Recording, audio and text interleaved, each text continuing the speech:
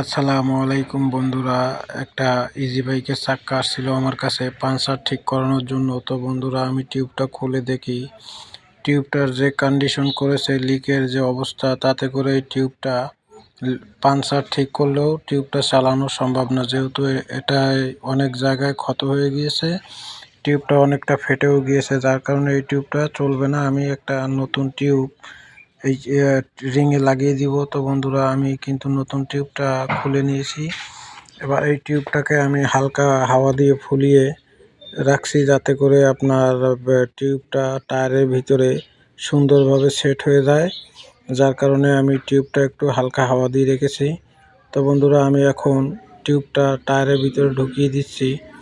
তো যারা এই কাজগুলো করেন, অবশ্যই টিউব একটু হালকা হাওয়া দিয়ে তারপরে আপনার টিউবটা টায়ারের ভিতরে ঢুকাবেন, তাতে করে আপনার টিউবের ভাঁজ পড়বে না, টায়ারের ভিতরে সুন্দরভাবে অ্যাডজাস্টিং হয়ে যাবে। তো বন্ধুরা, আমি কিন্তু টিউবটা ভিতরে ঢুকিয়ে দিয়েছি, এখন টায়ারটা উঠিয়ে দিচ্ছি। বন্ধুরা, ভিডিওটা আপনাদের কাছে কেমন লেগেছে, আমার কাজটা আপনাদের কাছে কেমন লেগেছে, অবশ্যই আমাকে একটু কমেন্ট করে জানাবেন। ভিডিওটা যদি ভালো লাগে অবশ্যই একটু লাইক করে দিবেন বন্ধুরা। তো বন্ধুরা, আমার কিন্তু টিউবের কাজটা কমপ্লিট করা হয়ে গেছে, যেহেতু একটা নতুন টিউব দিয়ে চাক্কাটাকে আবার নতুনভাবে সেট করে দিলাম। ধন্যবাদ সবাইকে, ভালো থাকবেন, সুস্থ থাকবেন, আল্লাহ হাফেজ। আর কাজটা যদি ভালো লাগে অবশ্যই একটা লাইক করে দিবেন। ধন্যবাদ সবাইকে।